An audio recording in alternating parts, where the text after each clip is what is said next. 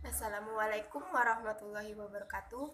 Saya di sini Yunita Dwi Pertiwi, MPM 1901000077. Saya di sini akan menerangkan tentang asbabun nuzul. Apa itu asbabun nuzul? Bagaimana cara mengetahui asbabun nuzul? Apa manfaat dan apa manfaat asbabun nuzul? Nah, saya di sini yang pertama akan menjelaskan tentang apa itu asbabun nuzul. Nah, dari kata asbab, jamak dari sabab atau sebab, dan nuzul adalah turun. Jadi, menurut bahasa yaitu sebab-sebab yang melatar belakangi turunnya ayat. Sedangkan menurut istilah yaitu sebab-sebab yang dikarenakannya turunnya Al-Quran sebagai penjelas ayat tersebut. Dan ada beberapa ulama yang mendefinisikan tentang asbabun nuzul. Salah satunya yaitu Subi Asoli, bahwa suatu yang terjadi sebab turunnya satu atau beberapa ayat Al-Quran yang terkadang menyiratkan suatu peristiwa sebagai respon atasnya dan penjelas terhadap hukum-hukum ketika peristiwa itu terjadi. Itu menurut Sumi Asolih. Nah, sedangkan menurut Mana Al-Qottan, yaitu asbabun nuzul adalah peristiwa-peristiwa yang menyebabkan turunnya Al-Quran berkenan dengan waktu peristiwa itu terjadi, baik berupa kejadian atau pertanyaan yang diajukan kepada Nabi. Nah, bahwa kita bisa disimpulkan bahwa asbabun nuzul adalah kejadian atau peristiwa yang melatar belakangi turunnya ayat Al-Quran dalam rangka menjawab, menjelaskan, dan menyelesaikan masalah-masalah yang timbul dari kejadian tersebut. Nah, bagaimana kita cara mengetahui asbabun nuzul itu? Yaitu sedangkan asbabun nuzul sendiri terjadi pada masa Nabi dan yang mengetahuinya adalah para sahabat. Bagaimana kita mengetahui zaman Nabi pada zaman Nabi dan para sahabat, yaitu dengan pernyataan perawi-perawi. Nah, pernyataan perawi ada yang mengatakan jelas bahwa asbabun nuzul itu terdapat di ayat tersebut, dan ada juga pernyataan perawi yang belum jelas, seperti sababun nuzuli ayah kada. Ayat ini turun karena peristiwa itu. Nah, bahwa pernyataan perawi ini, sababun nuzuli ayah kada ini, pernyataan perawi ini menerangkan bahwa ayat tersebut dilatar belakangi oleh ini peristiwa itu, gitu, bahwa sudah jelas. Sedangkan yang pernyataan perawi yang belum jelas yaitu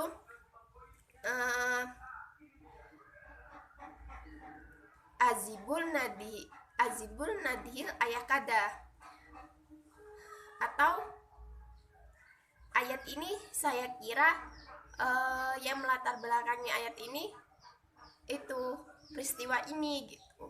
Bahwa pernyataan tersebut masih belum jelas bahwa ayat itu dilatar belakangi oleh peristiwa apa. Selanjutnya yaitu mengetahui manfaat asbabun nuzul. Salah satunya yaitu memberi batasan hukum dengan sebab yang terjadi. Nah, seperti contoh kisah Nabi Muhammad SAW. Ketika itu Nabi Muhammad sedang menempuh perjalanan, sedangkan waktu sholat sudah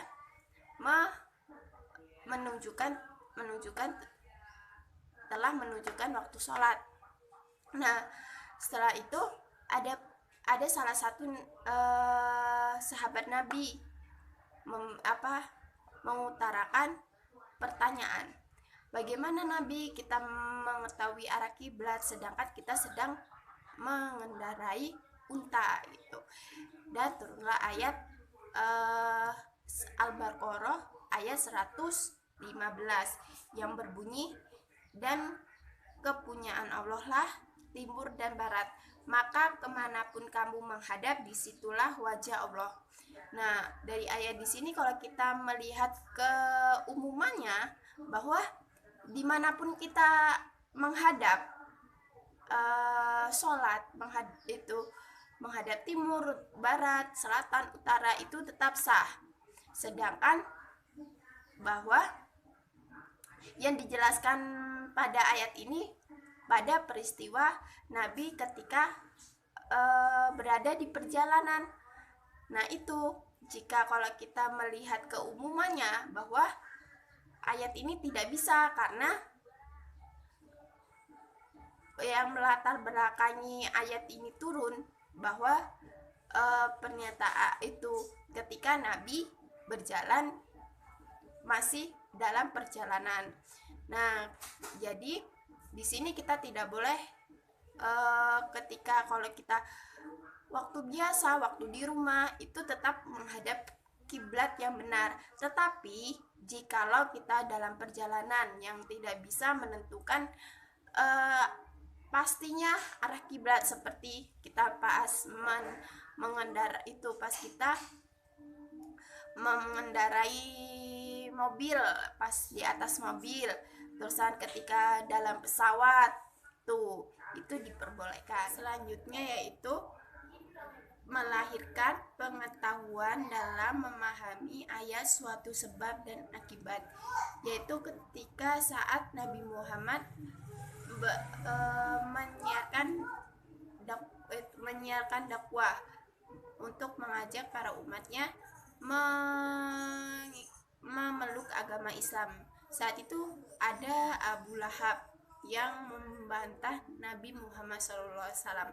Saat itu Nabi Muhammad SAW mengajak dan berdakwah. Saat itu mengucapkan, jika di balik bukit itu terdapat tentara banyak yang akan menyerang kita, kalian percaya atau tidak? Nah, ketika itu umat Nabi Muhammad pada saat itu, penduduk Mekah mengatakan, saya tidak pernah lihat kau berdusta. Dan Nabi Muhammad lalu berkata lagi, jika saya mengatakan masuklah Islam kalian, karena